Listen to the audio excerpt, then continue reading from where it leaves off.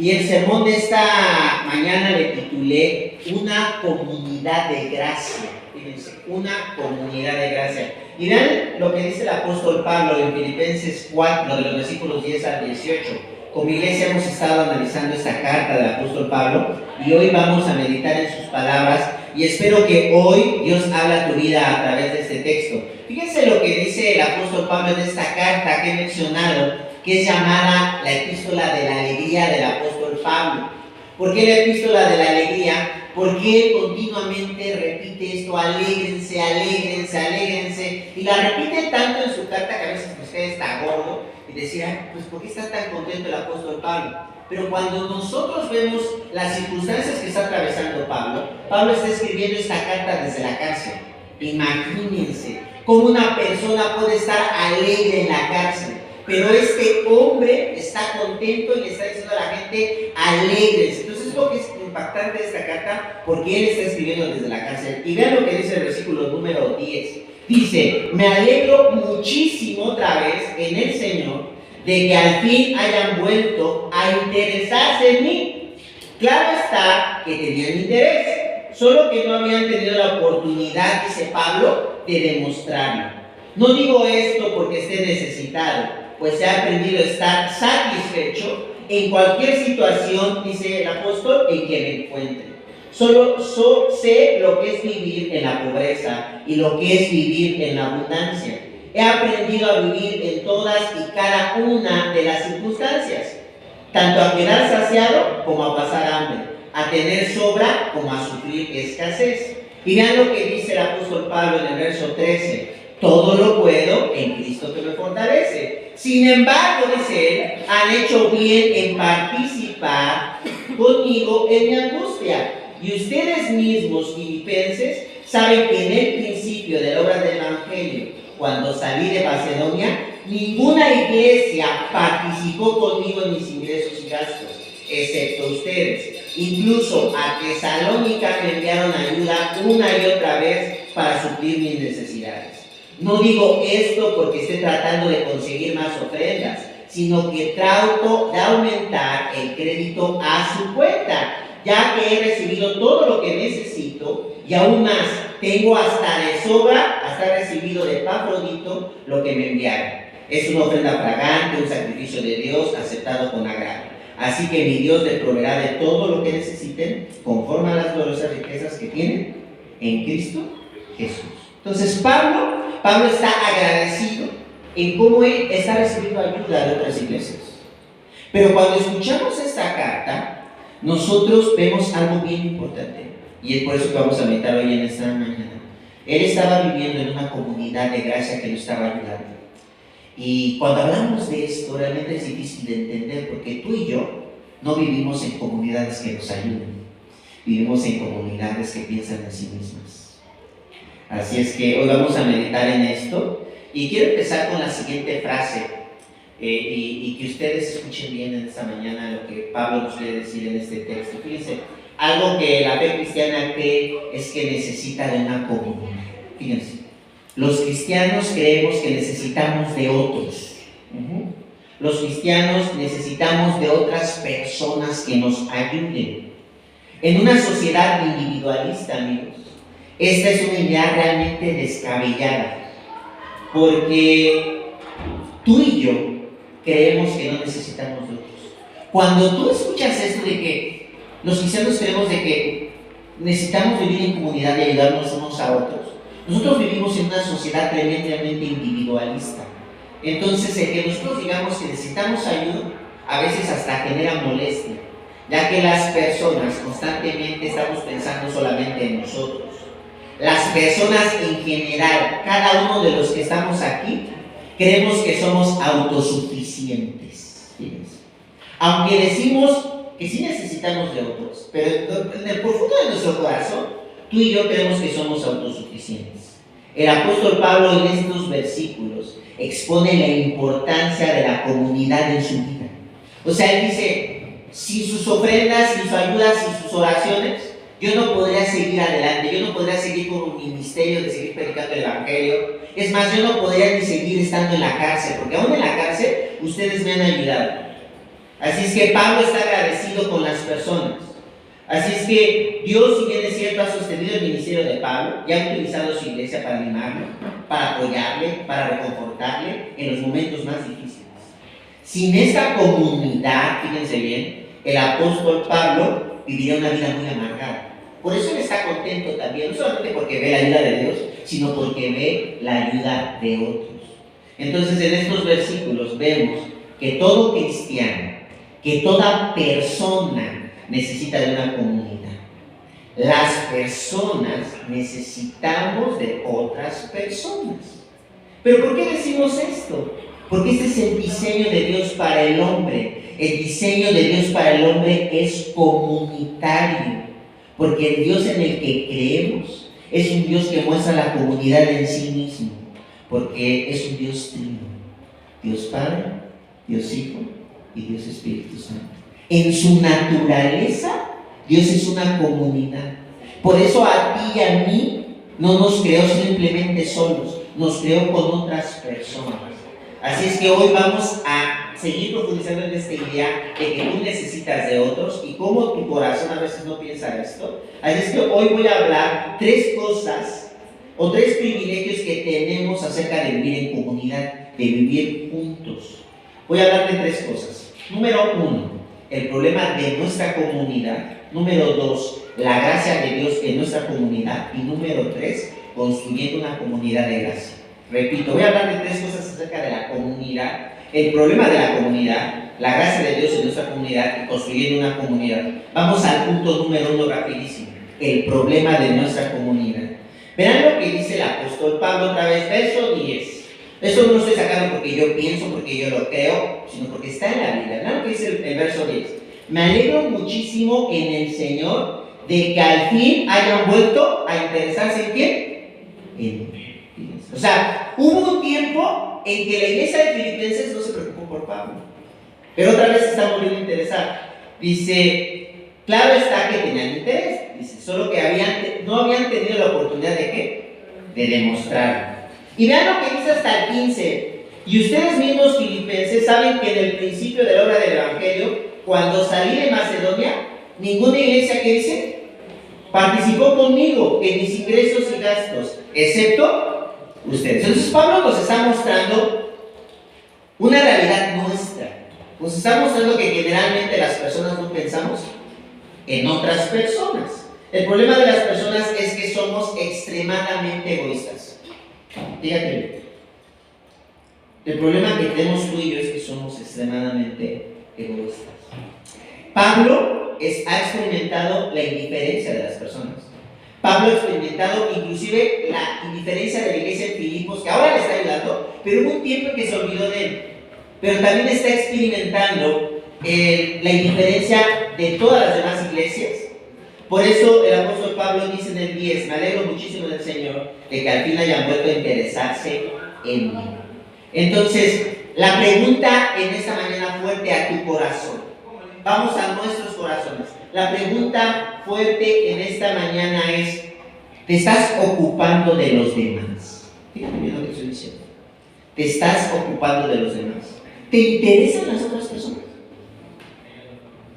Fíjense. ¿Y cuál es nuestra respuesta? Sean honestos.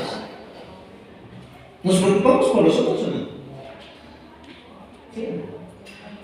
Algunas veces, la verdad es que algunas veces, y ahí está diciendo Miguel, no, o sea, no nos preocupamos a veces por los otros. Y no me refiero, fíjense bien, a una preocupación ocasional, sino a pensar en el otro más que en ti. A eso me refiero, porque sí podemos pensar, por ejemplo, mira los niños pobres, mira, esa persona necesita esto. O sea, ocasionalmente sí podemos pensar, pero lo que te estoy llevando es a pensar en la otra persona más que en ti. A eso me estoy refiriendo. Algo más fuerte. ¿Sí? ¿Pensamos en el otro más que en nosotros? Tenemos que reconocer que desde el momento en que nacemos somos egoístas. Fíjense bien. En el momento en que tú y yo nacemos somos egoístas. Porque, ¿qué hace un bebé? Llora todo el tiempo, ¿cierto? Pero primero lo hace por manera natural, porque necesita algo, no llora porque quiere de comer, ¿no? Porque le duele su estómago, porque se siente enfermo, ¿no? Al principio parece ser una ayuda que él necesita genuina. Pero conforme vamos conociendo a los bebés a veces se vuelven mañosos. Y entonces ahora no están llorando simplemente porque tienen una necesidad, sino lo hacen por egoísmo. Porque quieren atención. ¿No? Porque están llorando nada más para que mamá se levante y no duerma, se despierta a la 1 de la mañana y dice el bebé, ¿ya viste? Yo puedo más que tú. Y no me voy a dormir hasta las 3 o 4 de la mañana. Pero desde ahí nosotros estamos demostrando nuestro egoísmo. Lo que piensa como un instinto de supervivencia rápidamente se convierte en una expresión de la naturaleza caída. No, sírveme, no me importa que estés cansado, dice el bebé. Tú tienes que servirme, querías hijo, ¿no? Entonces ahora sírveme. Cuando somos niños, vamos avanzando en nuestra naturaleza egoísta. Cuando somos niños, hacemos berrinches cuando no obtenemos lo que queremos. Bueno, y algunos somos adultos y seguimos haciendo berrinches cuando no obtenemos lo que queremos. Pero la realidad es que ahí se ve nuestro egoísmo. Pensamos en nosotros. Queremos un juguete y no importa que papá y mamá no tengan dinero. Yo necesito el juguete, yo necesito la ropa, yo necesito el juego, y lo quiero. Y entonces estoy pensando en mí. No me importa que mis papás estén mal económicamente, no me importa que mis papás estén cansados. Yo quiero ir al McDonald's, yo quiero ver esa película. Somos egoístas, estamos pensando en nosotros mismos. Cuando crecemos, luchamos para tener más privilegios de otros. En nuestra familia, por ejemplo, ¿quién es más importante? ¿Yo o mi hermano? No, yo merezco todo. ¿Por qué a él sí le compras estos tenis y a mí no? ¿Por qué le compras una sudadera? ¿Por qué a él sí le sirves de comer y a mí no? ¿Por qué a él sirves más? Estamos pensando siempre en nosotros. No creo que alguien de ustedes que tenga hermanos haya dicho, ay mamá, sírvele más a mi hermano. ¿Por qué no le compras más zapatos a él? A mí no me compres nada, cómprala a él, lo necesito. ¿No? Es difícil. Ya de casados, ¿cómo somos? Esperamos que nuestro cónyuge nos sirva a nosotros, ¿cierto? No queremos nosotros servir a nuestro esposo, no queremos nosotros servir a nuestra esposa. ¿Qué decimos? No, primero que me sirva a ella. Si ella me sirve, entonces yo le sirvo. Pero no tenemos por naturaleza que tú digas, a ver, viene tu esposo cansado de trabajar, yo te doy un masaje en tus pies, quítate tus zapatos, te voy a dar un masaje, ¿cómo estás? O al revés, llega el esposo de trabajar, a ver amor, quítate, yo voy a hacer todo, yo voy a lavar los platos, ¿qué necesitas? O si los dos trabajan, a ver amor, cualquiera de los dos, no vas tú hoy a hacer las cosas, yo voy a hacer de comer. Ninguno de nosotros naturalmente está pensando en el otro. Siempre tenemos deseos egoístas. Fíjense lo que dice un autor que se llama Tim Keller. Dice acerca del egoísmo. Dice, los seres humanos buscamos en nuestras relaciones alimentar nuestro egocentrismo. Esto da como resultado una gran popularidad o una tremenda soledad. Fíjense bien, Fíjense bien las palabras de este autor que está hablando de lo que Pablo está diciendo. Los seres humanos buscamos en nuestras relaciones alimentar nuestro egocentrismo. Esto da como resultado una gran popularidad o una tremenda soledad. O sea, por eso es que muchas personas somos tan solas, porque queremos hacer todos nosotros, para nosotros no necesito de nadie. Pero también, fíjense bien, no solamente el que tenga relaciones rotas significa que esté solo. También puede ser una persona que ayude a todos, pero las ayudas no por ellas, sino las ayudas por quién, por mí. Vean lo que estoy haciendo. Vean, a ver, las personas que nos están visitando, vean qué bueno es el pastor, qué bueno es esta iglesia. Vamos a dar al rato cajitas para los niños. No lo estamos haciendo pensando en los demás, ¿están de acuerdo? Lo estamos haciendo pensando en nosotros mismos.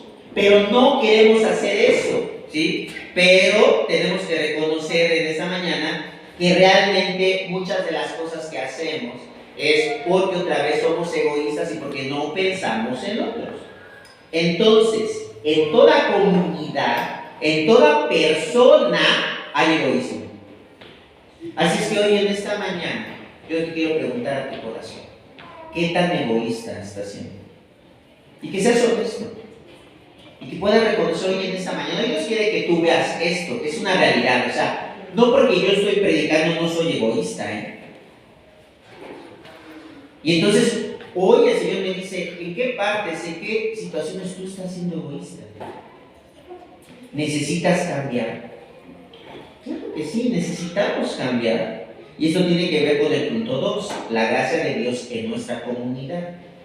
Vean cómo Pablo se da cuenta que vive en una sociedad egoísta. La iglesia de Filipenses se ha olvidado un tiempo de él, pero también la iglesia hubo mucho tiempo que ni siquiera le preguntó, Pablo, ¿cómo estás? ¿No? Pero vean lo que dice Pablo, él está consciente, dice en el 11, no digo esto porque esté necesitado, pues he aprendido a estar satisfecho en cualquier situación que me encuentre. Dice, aunque no me han ayudado, ¿quién sí lo ha ayudado? Dios. Sé lo que es vivir, ¿en qué? En la pobreza. ¿Y lo que es vivir? En la riqueza.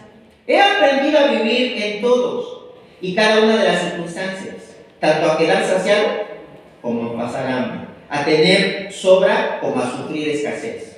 Todo lo puedo en Cristo que me fortalece. Sin embargo, han hecho bien en participar conmigo.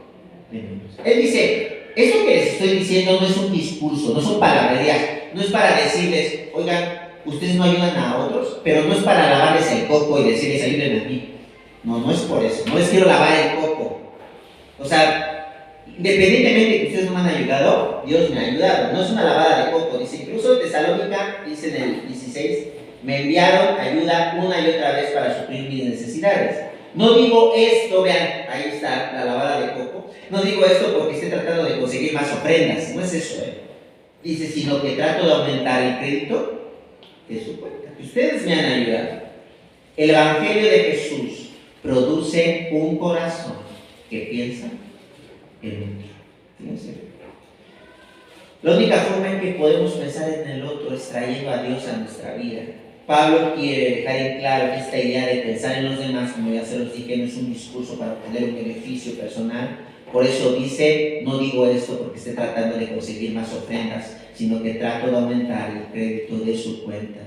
Entonces, él quiere que nos demos cuenta, ¿verdad?, que el pensar en otros no es un discurso oculto para obtener algo, para manipular a la gente, sino es una verdad de Dios que necesitamos entender.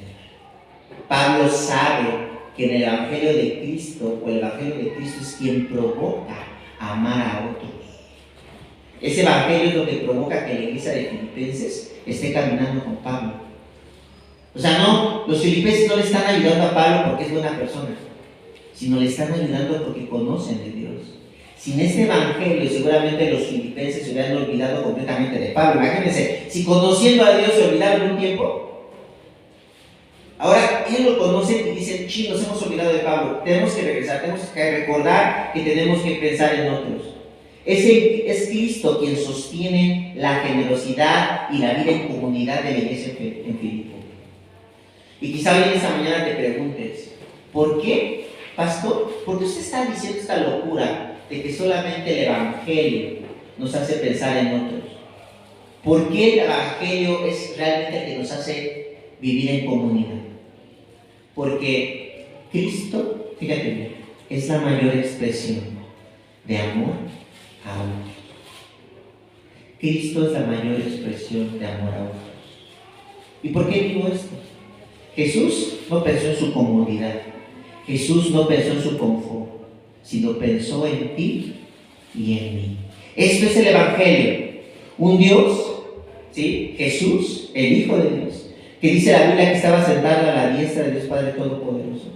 Él no tenía ninguna necesidad de venir aquí. Él hubiera dicho, pues Señor, no entienden, esa humanidad no entiende. O sea, termina con ella y ya, se acabó. Sin embargo, El Dios del Evangelio sí pensó en nosotros, a pesar de que nosotros no pensábamos en Dios.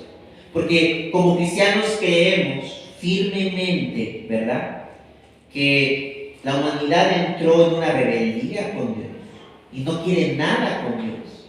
Y a pesar de todo esto, Dios envió a su Hijo Jesucristo, ¿verdad? Y Él se interesó por nosotros. ¿Qué hubiera pasado si Jesús no se hubiera interesado por nosotros?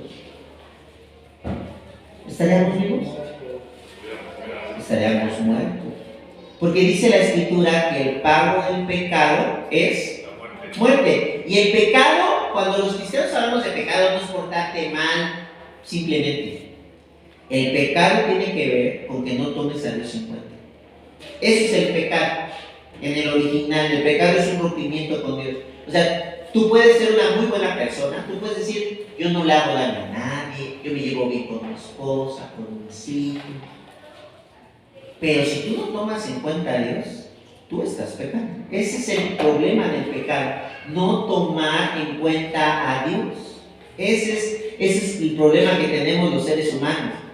Y por no tomar en cuenta a Dios, merecíamos el castigo de Dios. Sin embargo, Cristo pensó en nosotros, y tan pensó en nosotros que dio su vida por ti y por mí. Y tan pensó en ti que castigo, o sea, Jesús no merecía morir en la cruz. Quien merecía morir en la cruz, ¿quién era? Dios. Era nuestro Señor. Pero Jesús dijo, yo me pongo en el lugar de Yesenia, yo me pongo en el lugar de Joel, yo me pongo en el lugar, ¿sí?, de todos los que estamos aquí. Y yo quiero morir por Él. Él se interesó por ti y por mí. Y por eso los cristianos, ¿sí?, nos interesamos por otros. Porque cada vez que nosotros amamos a otras personas, estamos demostrando el amor de Dios que tenemos en nuestras vidas. Por eso es que somos capaces de dar nuestro dinero a otros. Por eso es que somos capaces de dar no solamente nuestro dinero, nuestro tiempo, no solamente el dinero y el tiempo, también nuestras acciones, nuestro esfuerzo.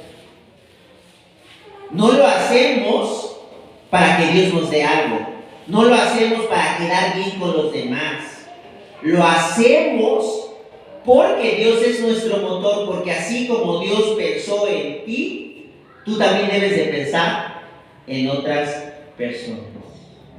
Así que cuando ayudas a otro, lo haces por amor a Cristo que pensó en ti. Esto significa que para amar a otros necesitas amar a Cristo primero.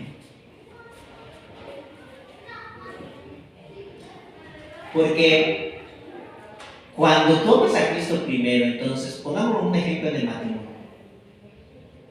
Si somos honestos, a veces nuestro cónyuge, nuestra esposa, nuestro esposo, no tiene actitudes buenas hacia nosotros. No merecería que la ayudemos, no merecería que lo amáramos. Pero ¿por qué lo amamos? ¿Por qué hacemos cosas a pesar de que Él no haga cosas a favor tuyo? ¿Lo hacemos por amor a quién? A Dios. No importa que hoy no me haya recibido con unas flores. Hoy yo voy a lavar los platos porque quiero hacerlo. No porque tú me correspondas, yo lo voy a hacer. ¿Y sabes por qué lo hago? Por amor a ti, por amor a Cristo, porque Cristo me manda a pensar en ti. Fíjense qué diferente fuera que todos pensáramos así.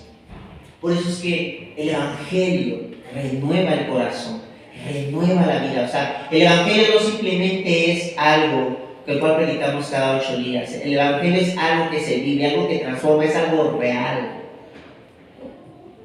Así que si quieres pensar más en tu esposa, ¿qué tenemos que hacer? Amar más a Cristo. ¿Quieres amar más a tus hijos? Ama a Cristo. Si quieres amar más a tus padres, ama a Cristo. Porque ¿cuántos de ustedes no han tenido sus padres que ustedes esperaban? ¿Cuántos de ustedes han sido abandonados por sus padres? ¿Cuántos de ustedes, sus padres, los han ignorado? ¿Y cuántos de ustedes han dicho, cómo voy a amar a mi papá que no me ha tomado en cuenta durante muchos años? ¿Cómo voy a amar a mi papá que me ha abandonado? Pero el Evangelio viene y dice, Dios pensó en ti a pesar de que tú no pensaste en Él. Así que si yo pensé en ti a pesar de tu rebeldía, a pesar de tu indiferencia, ¿por qué tú no vas a pensar en tu papá? ¿Por qué tú no le vas a ayudar? Y entonces el Evangelio me dice que debo ayudar a mi papá, aunque mi papá no me corresponda, aunque mi papá no sea agradecido conmigo. Yo lo debo de amar porque Cristo me ama de esa manera.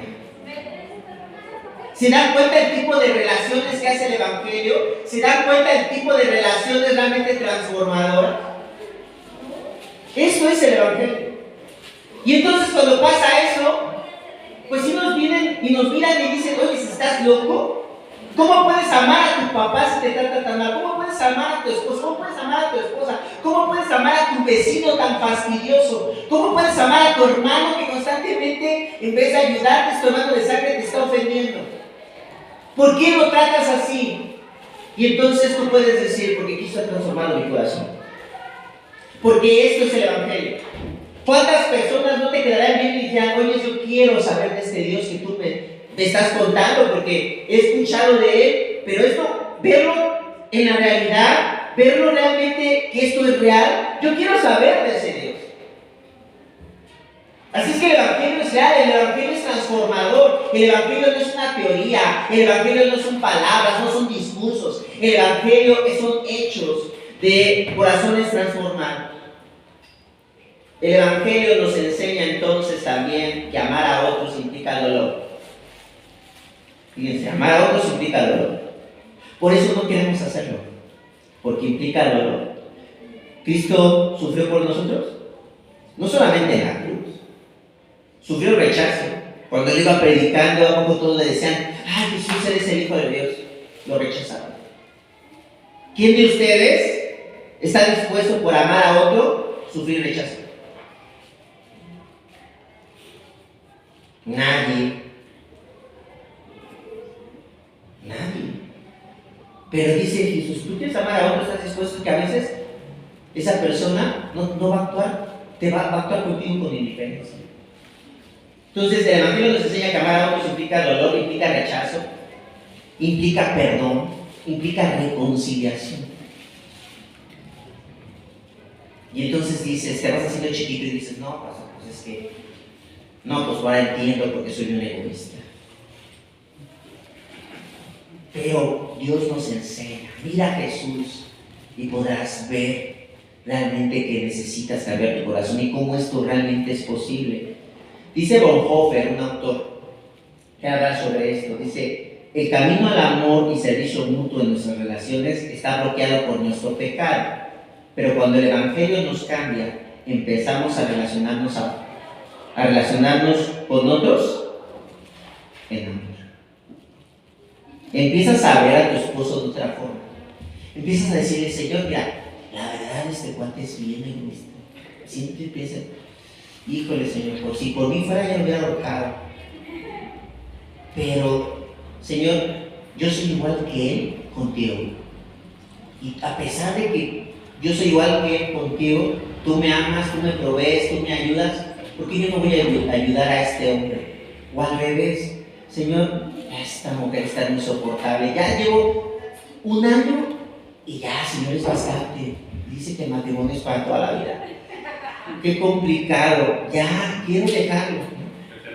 Qué terrible. O a nuestros hijos, ¿no? Dice, Señor, oré por tanto por un niño, pero este no es un niño. Ese es algo más, o sea, no lo soporto ya, o sea, ya llévatelo, ya que cumpla 18 años que se case, llévatelo rápido, ¿no? Pero la realidad es, otra vez, que el Evangelio nos hace mirar a ese pequeño y decir, Señor, tú me has puesto con este pequeño porque también me quieres enseñar a perdonarlo, a amarlo, a servirle. Igual en la comunidad, igual en la iglesia, o sea, ¿a quién de ustedes no les gustaría que la iglesia estuviera compuesta por muchos leoneles? A mí me gustaría que todos fueran leoneles. ¡Qué bella sería esa iglesia! ¡Qué bella sería! No habría problemas, todos ayudarían todos a otros, ¿no? Yo me llamo Leonel, para todos que están visitando. Sería tan bella esa iglesia, saber que esa iglesia la sueño, pero otra vez, Dios nos pone también en una iglesia para amarnos con todas nuestras indiferencias. Pero vean lo que dice también. ¿Qué es lo opuesto entonces al amor?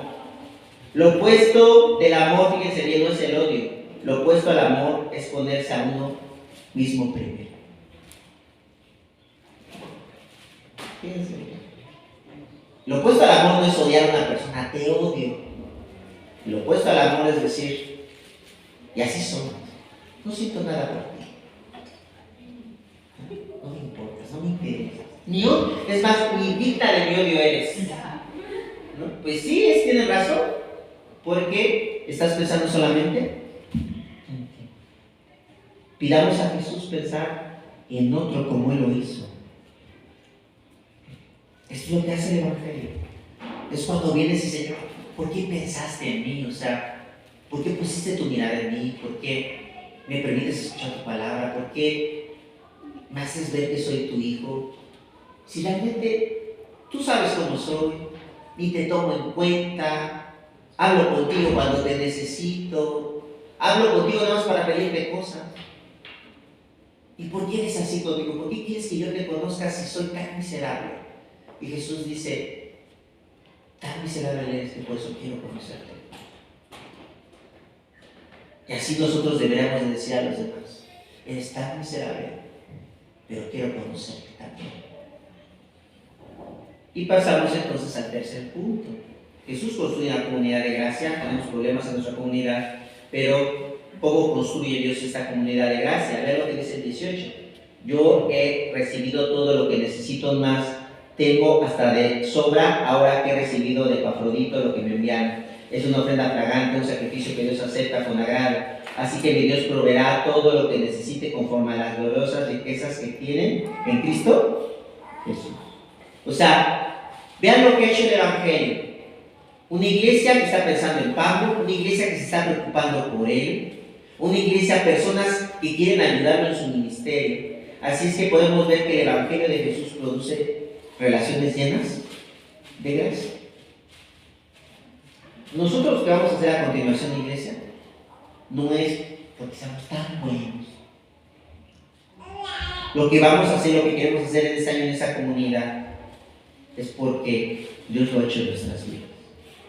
Queremos ser generosos, queremos demostrar la generosidad que el Dios del Evangelio ha hecho con nosotros y que la gente se dé cuenta de esto. Nosotros no lo hacemos, ¿verdad? Simplemente porque sí queremos que conozcan al Dios del Evangelio, porque ese Dios nos ha transformado en nuestras vidas. Sí queremos que estén con nosotros, sí. Pero ¿saben qué? Si ustedes deciden no estar, también queremos servirles. No lo queremos simplemente por un fin en nosotros mismos, que esto se vea lleno, no. Nuestro deseo sí es que conozcan al Dios del Evangelio. Pero si ustedes están aquí y nosotros podemos servirlos, bienvenidos. Bienvenidos, queremos amarlos. No simplemente porque queremos que es el gancho para que se congreguen, no. Sí queremos mostrarles al Dios del Evangelio. Queremos mostrarles quién es Dios. ¿Sí? Entonces no estamos aquí, familia, simplemente para hacer el gancho, para dar el discurso. No, estamos aquí para mostrarles lo que ha hecho Dios en nuestra vida. Estamos luchando. Si somos egoístas aún todavía a veces, pero el Evangelio nos recuerda que todo lo hacemos por amor a ¿quién? A Dios. ¿Sí? Entonces, en los últimos versículos Pablo expone su relación asombrosa con la iglesia de Filipos. Es una relación poco común, ¿cierto? Tampoco vivimos estas relaciones, pero en el Evangelio es posible. Pablo no escribe estas palabras como una utopía de la realidad, ¿no? Porque a veces decimos, no, pero eso está ahí en la Biblia, pastor. O sea, gente que ayuda a otra gente, eso está en la Biblia, ¿no? Pero, o sea, ¿vivirlo? No creo, ¿no? Sí, es posible en el Evangelio. El Evangelio construye este tipo de relaciones que se ayudan unos a otros, pero no como un fin en sí mismos, sino como lo hacemos para ¿quién? Para Dios. ¿Sí? ¿Quieres ver este tipo de relaciones en tu vida? ¿Las quieres ver? El llamado hoy en esta mañana es ven a Cristo. Es Cristo solamente el que te hace pensar en el otro. Es Cristo el que te hace decir, no tengo que pensar en mí, tengo que pensar en el otro. Es Dios mismo el que nos está transformando, el que está cambiando nuestras vidas y promete hacerlo si nos sometemos a Él, si venimos delante de Él aplicando el Evangelio. ¿El proceso, amigos, es fácil? No, es bien doloroso. Porque constantemente vamos a olvidar nuestro orgullo. Cuando tú decides amar a otra persona, lo que estás diciendo es, híjole, no me importa, no soy yo primero. ¿Quién es primero? Tú.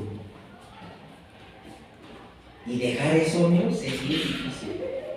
Porque implica dejar a un lado tu orgullo.